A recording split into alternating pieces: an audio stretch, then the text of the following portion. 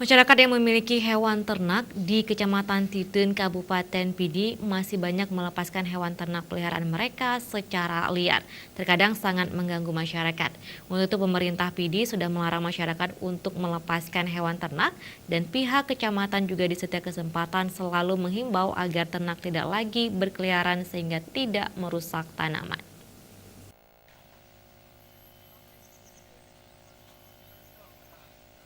Camat Kecamatan Tintem, Kabupaten Pidi menghimbau seluruh masyarakatnya di kecamatan tersebut agar masyarakat yang memiliki hewan ternak tidak lagi melepas hewan peliharaan mereka secara liar karena sangat mengganggu petani lainnya.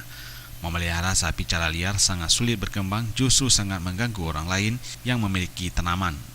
Sebagai solusi, pihak kecamatan dengan penyuluh melatih masyarakat Tung Bedeng agar mereka mengerti mengolah limbah pertanian menjadi pakan ternak sehingga peternak tidak lagi harus pemberian pakan ternak dengan rumput hijau. Kita harapkan masyarakat mungkin kemarin ini masih banyak ternak yang berkeliaran.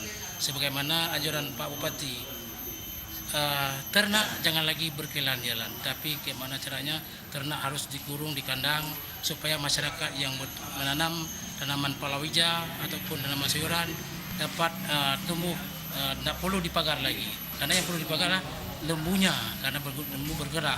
Kalau tanaman tidak bergerak, itu harapan Pak Bupati ke depan supaya masyarakat ekonomi di PD ini lebih maju. Demikian. Di samping itu, Jafar menambahkan setiap kampung di Kecamatan Tintem memiliki usaha penggemukan sapi kelompok melalui Badan Usaha Milik Kampung. Hal tersebut juga untuk menekan agar peternak tidak lagi melepas hewan ternak mereka secara bebas. Dan pihak kecamatan akan terus mendampingi kampung membuat resam kampung untuk tidak lagi melepas hewan ternak. Tim Liputan Aceh TV.